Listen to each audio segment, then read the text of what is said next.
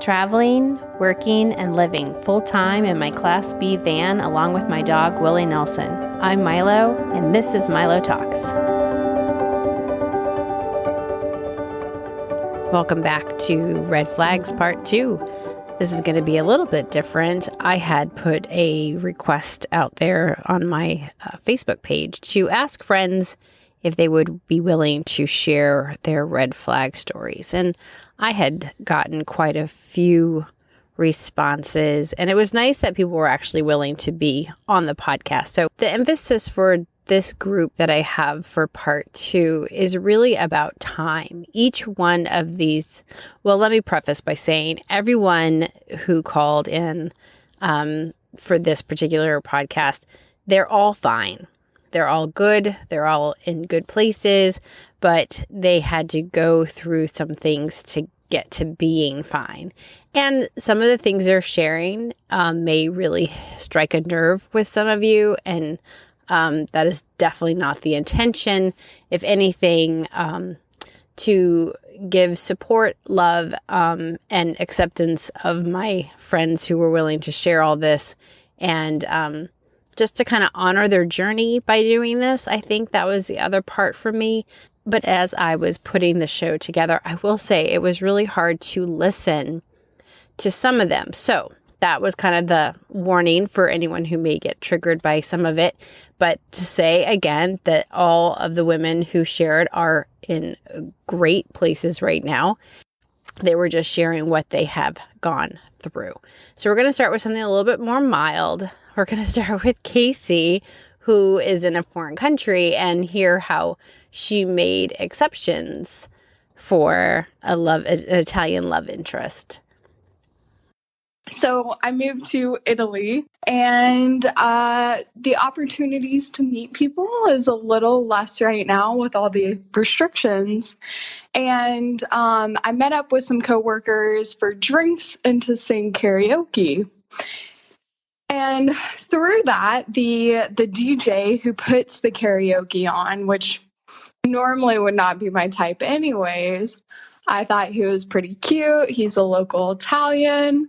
And so he found me on social media through my coworkers because I was going to his kind of events. And we just kind of started chatting, and I wanted to see where it would go. And so I would say the first red flag to me is the DJ. Like that just it's not necessarily a career field that lines up with my own career field. Especially because his hours and my hours are completely different. He goes to bed at 3 a.m. and wakes up at noon, and I wake up at 5 o'clock in the morning and work out and go to bed usually by like 10 o'clock.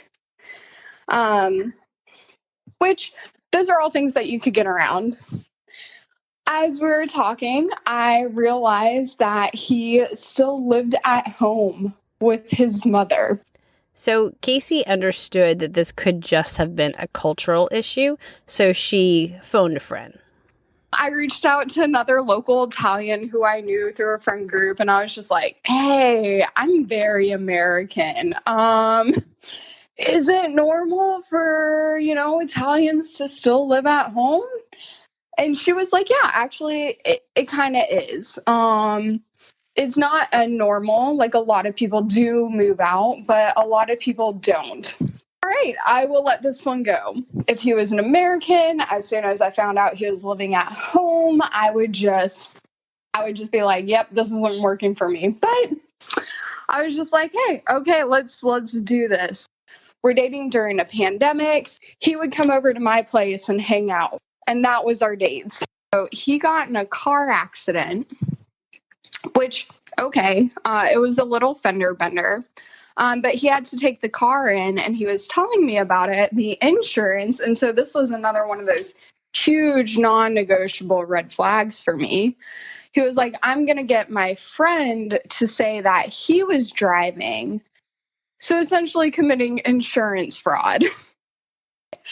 Because then we started talking about how he runs his DJing business, and how he accepts a lot of his money under the table. So neither him nor the restaurant that he's working at have to pay taxes, and how he's like evading all of this. And I did tell him, like, as a partner, as someone, who we're supposed to be in a relationship, like, I can't support how you do your business this way. And he couldn't understand that. He was like, well, it's not your problem. And so that character difference, that like moral difference where I was like, this is not okay with me, did not get across. Like, he didn't understand why it was a big deal to me. And I think that was another part of the issue. I ended up asking her if she had actually spent more time in the relationship because he was Italian, as opposed to if all of this had happened and he had been an American and she was here in the US. I definitely allowed more room for it because he was Italian. Like, I wanted to be open to something different, to not be like kind of culturally shut off of like, oh, I know I like this type of person. So I think I made a lot of exceptions for that of, well, maybe this could work. So Casey gave up 4 months of her life to try and see if a relationship would work with this lovely Italian man who lived in his mother's basement. Not that that's a big deal. However, clearly, character-wise, they were not a match, and she figured that out early enough and was able to get out of the relationship. Roberta, on the other hand, it's very interesting how much time she gave to this relationship. Here's Roberta. The situation that happened, and it was, a lifetime ago. But anyways, I had been dating this guy, and he proposed, and we were supposed to get married in a year. And then he got a job out of town, so we decided to move the wedding up an entire year. In fact, we ended up putting it together in like 3 months, if that. And so I don't know if I had a lot of insecurities about it, but I know that I was really nervous. But on my wedding day, my sister and I, she was my maid of honor, we were sitting in the limousine, and the limousine was outside of the church, and I got this really sick feeling in the pit of my stomach. And so she goes to get out of the car, and she goes, "What are you waiting for? Come on." And I grabbed her arm, and I said, "What am I doing here?" And she said, "What do you mean, what are you doing here? You're getting married." And I said, "I don't think I can do this. I don't think this is right." And so she slaps me across the face and says, "Snap out of it. The church is filled with people, and you are getting married today." And she literally dragged me out of the car. And so I went in a church, asked every one of my bridesmaids, "Am I making a mistake? Am I making a mistake?" And they're like, "You're just nervous. You're just nervous." Well, 5 years later, after 3.5 years of being in marriage counseling by myself, I finally said enough is enough, and I left. And basically, I really literally left with a car and clothes, and that was it. I didn't want anything. I was starting my life all over, and the best part of the story is it's the life that I have today. It led me to the life that I have today. So you were still relatively young. Was this your first long-term relationship? Was this the first man you loved that you married? I wouldn't say that we had a long-term relationship, but I would say that it was the first man that I was in love with. And when he asked me, I felt like maybe I won't ever have another chance, so I should get married. That probably should have been my first flag. That last sentence actually really bothered me. I played it back a few times. As far as thinking that she had to say yes because she may not ever have that question again was just really surprising. And I started thinking, I'm sure she's not alone in that. I'm sure there's lots of people out there that have said yes with the same thought process. As we continue, she explains that she was in a situation that she needed to get married, that this was back in a time when you didn't live with your boyfriend. You got married because it was the right thing to do. Here's Roberta continuing. I think that at the time, because he had gotten the job out of state, and you have to understand how many years ago that was, where good girls don't live together with their boyfriends. Okay. So to today's standards, that scenario would probably never even happen. But back then, so it was like we were rushing this wedding to happen. And I'm a person where if things fall into place very easily, then it must be the right thing to do. And everything fell into place, including the wedding dress that I fell in love with that was ordered for a wedding a year away. They were able to get the wedding dress and get it fitted within 2 months. And so it was like the place we wanted to have our reception was available on the date we wanted. The church was available. I mean, everything fell into place in a 2-week window of trying to move this wedding up to where it just seemed like everything was the right thing to do, but it was like this whirlwind of a snowballing thing that started small and kept getting bigger and bigger and bigger and bigger. And I think the first moment I had to really think about what was going on was the limousine ride. And I was panicked. But what you said earlier about a medium and so forth and our sixth sense, I used to have these, I call them faceless dreams. And the faceless dreams, I would have it like 3 or 4 times in a row. And I never knew who there were faceless people, but somewhere in my future, the dream unfolded into like a reality. I know that might sound bizarre, but it has happened to me my whole life. So anyways, about a month before the wedding, I started having this reoccurring dream. And the reoccurring dream was I was in my wedding dress. We were standing outside this building by a golf course, and I was in line, and I went up and down, and everybody was faceless, and I would go frantically up and down the row. Am I going to be happy? Am I going to be happy? Am I going to be happy? And nobody would answer me. They would all like look away. And then I would wake up, obviously, in a panic, but never really like connected the dots. And then on my wedding day, we went from the church to the reception. But whenever I went to see the reception place, it was always through the front door.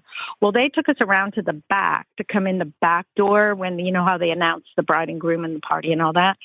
And when I was standing on the back side of the building, I was standing in front of a golf course. And the whole dream came back to me. And I'm like, oh my gosh, this was my dream. I hope to God I'm going to be happy. So the cost of her time was 5 years. And I'm sure she actually learned a lot about herself in that therapy. And as she had pointed out early on, that it got her to where she is today. And thankfully, Roberta is very happy and just recently a grandmother. My next caller, who's also, again, very happy this moment, went through quite a bit more. And her red flags were enormous. This is Christian. So right from the jump, I meet who I think is going to be Prince Charming. I thought he was good looking. I thought he was smart. And he was, but he was also a disaster of a human being. He had just got out of rehab. So he was sober, didn't drink, didn't smoke, and then he was newly out of rehab, might I add. And I was only 19, so he was 27. That should have been a red flag there. But I ignored it. Rehab, he's doing better. And I was still a partier at 19. So I didn't think that my lifestyle would be completely different from his, but it was. And, then he slowly started drinking again and smoking again and wanting to go out and party.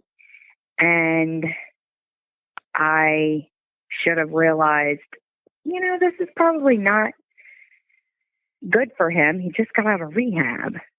But I ignored it and let it continue.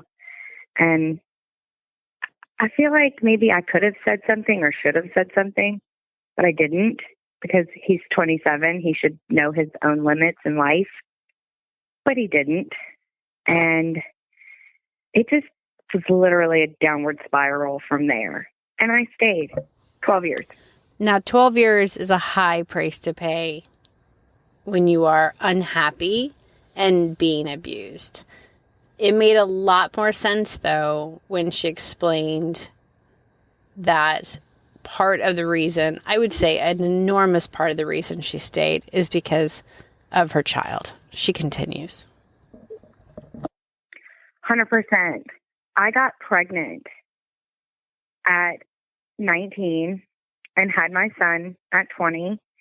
And when I got pregnant, I thought to myself, can I do this alone? And my answer to myself was no. And my mom did it alone most of my childhood. And I saw what she went through. And I know why she left my father. And I don't blame her for that. But I always thought, would my life have been a lot different had I stayed, or had my mom had stayed with my dad for the better. But now, looking back, I know that it wouldn't have been for the better, so I know why she left him, because the red flags that he threw, my mom left. And the red flags that he threw, I stayed.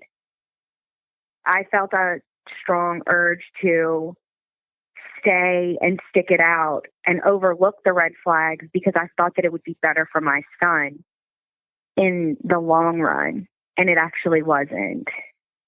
I questioned whether or not staying was the right or wrong thing constantly, but my urge to give my son a father and not do it alone was stronger, so I stayed. But I always told myself, you deserve better than this. You can do this alone if you had to. But I would never leave. And then the longer I stayed, it was harder to leave because you get more invested. And it's even sad to say that you love someone more even after the abuse and after the things that they do. It's almost like Stockholm syndrome. Looking back, I knew that he was doing things that he shouldn't. I knew that he was lying and cheating and drinking, of course, because he didn't hide that. No one really hides the fact that they're drinking usually. But the drug use, he was hiding that really well. The cheating, he was hiding. So it's sad looking back, but I feel like everything happens for a reason. So I can't really regret staying, if that makes sense. It took 10 years of constant abuse for me. I turned 30. I left him shortly after my 30th birthday. So this is still fairly new because I'm only 33. So I woke up one morning and I was miserable. I cried myself to sleep constantly. I never thought that anyone would ever love me, or I guess maybe even love myself, because I had been abused for so long that I stopped listening to the voice in my head that was the good one that would tell me I was better than this and I could do better than this and I could be alone. Eventually she just kind of went away and wasn't there anymore. So I had to find myself and start to love me again so that I could leave him. And that's what I did. So I started working towards feeling better, loving me. And then eventually I worked up the nerve and I left.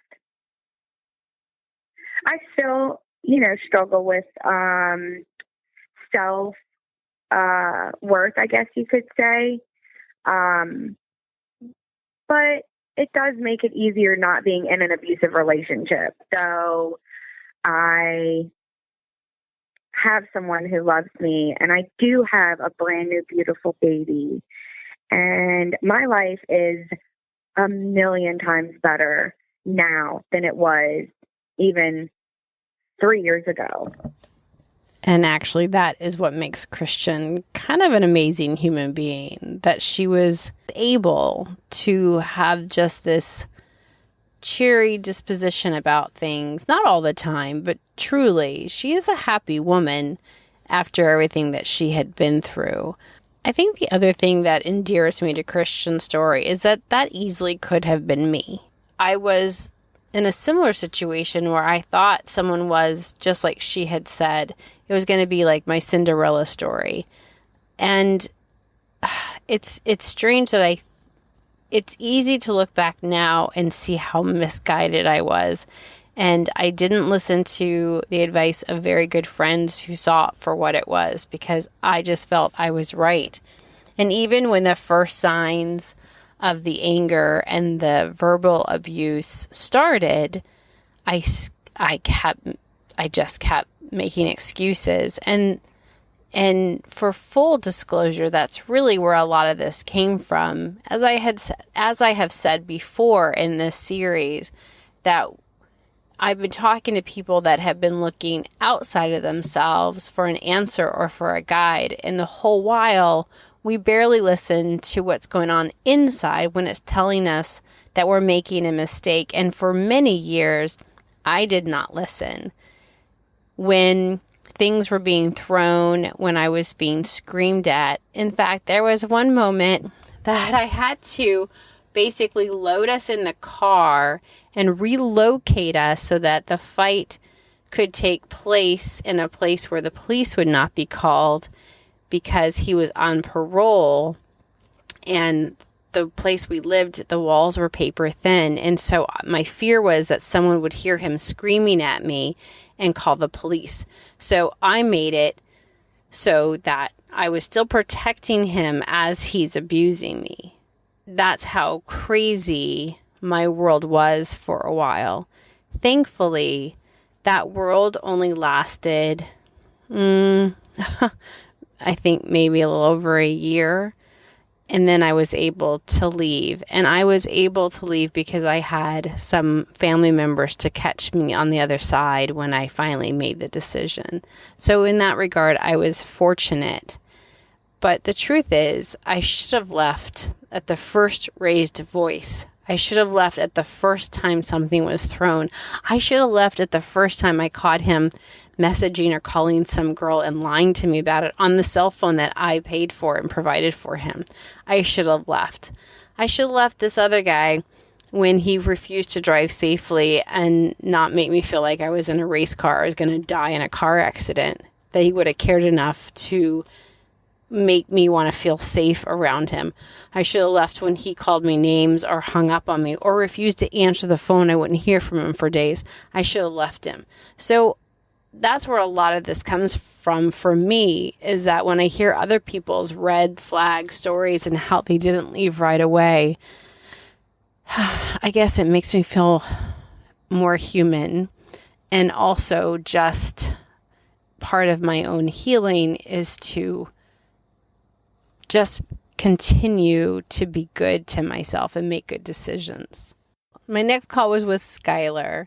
Her first red flag, I guarantee I probably would have also ignored. Here it is. Well, probably the first major red flag was that my mother did not like this person.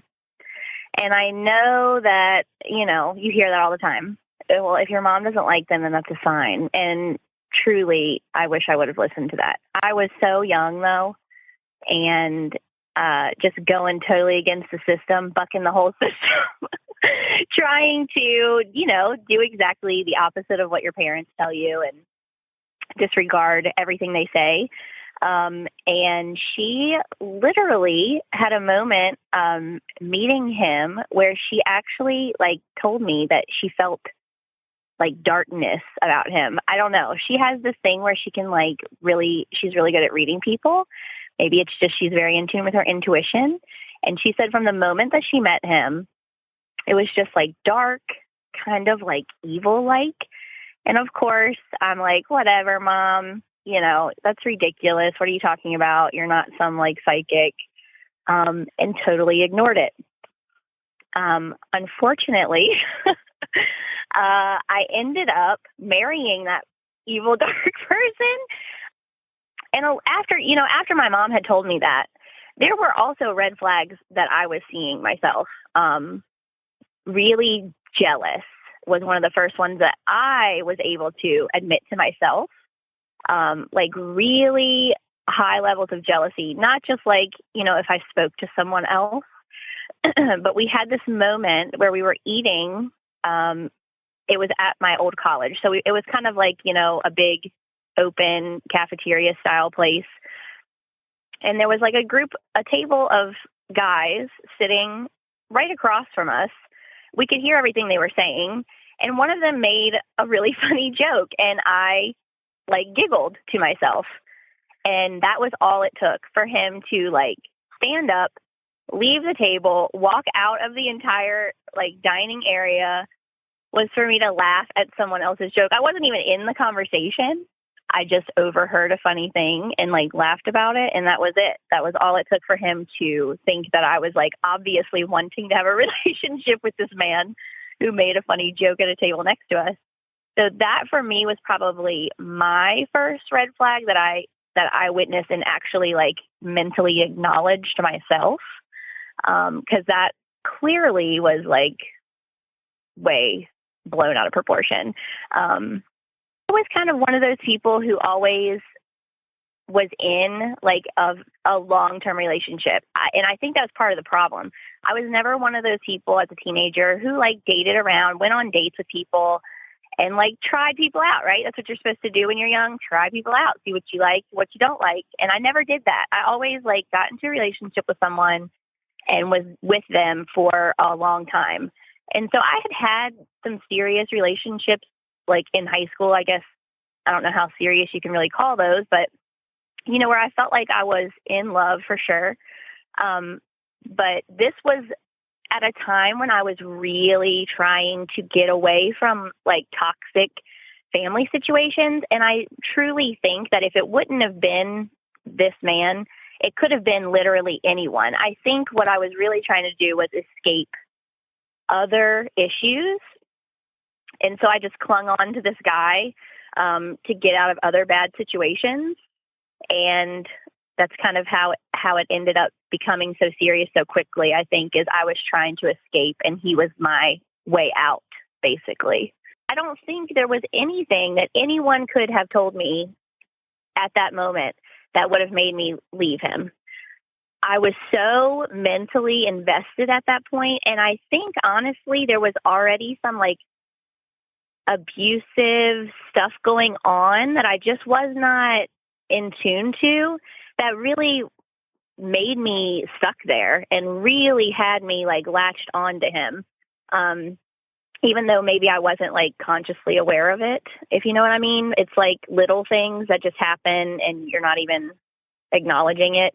So I don't think there was anything that anyone could have said to me that would have made me leave him at that point. It was one of those situations where it took it getting to such a severe point where I was like at a lowest low. And then I finally had to be like, okay, clearly your life is in the gutter. It's time to move on now. I asked her if she had learned enough that she would not find herself falling back into those bad habits or back into a bad relationship. This is what she had to say. Now I know what real love looks like and unconditional love looks like now, thankfully, with Scott, my husband now. So I would hope that I would be able to. But, you know, I have experienced a lot of trauma, and that really affects the way your brain functions. And so, and even still in my relationship with Scott, anyone who knows him knows that he loves me so much. And same with, I love him so much. But there's moments where things that happen in the relationship with my first husband that I bring that back up and then bring it into our relationship. I know that I can't be the only one who does that, but trust, or not feeling like I'm loved enough, or that Scott will leave me.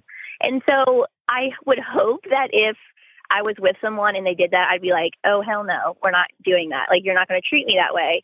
But then knowing now that I do have this relationship with this unconditional love where he accepts me no matter what, and I still sometimes regress back into these feelings of not feeling good enough, he's going to leave me like everyone else, even though he never does anything that would make me realistically believe that he would do anything like that. That makes me kind of think, well, maybe I wouldn't be strong enough. Maybe I would just go right back into those bad habits. So that's a good question, though. It's hard. And that is what brings us to May Vu. May is a relationship crisis expert, a master coach, and host of the Late Night Girl Chat podcast. Now, I didn't know any of this when I met her. She was just another woman who was walking by near my campsite. It goes to show you never know who you're going to meet and when. May believes when it comes to following signs, the first place to listen to is your own wisdom. Here's a little bit of May. How do we listen to ourselves, and how do we know which voice to listen to and which voice to disregard, so that we can move forward in unison with ourselves and with the universe, so that we are in alignment with the universe? Because a lot of times, if you're not listening to yourself, and the universe gives you signs, which he does, or if you believe in God, God gives you signs, which he does all the time, everywhere, every moment of the day. But because we are not listening to ourselves, or we don't have the capacity to listen to ourselves, we don't have the capacity to listen to God or the universe out there. So there's always this hiccup or mismatch. I assure you, you won't want to miss the rest of the conversation I had with May. Please join me for part 3 of my Red Flag series. And be sure to subscribe, and please share. If you like the content of this show, share it with a friend. Thank you. Until next time, go be great. Thank you for listening to Milo Talks. You can follow me on Instagram and Facebook at Milo Talks, or email me at milotalkstostrangers@gmail.com.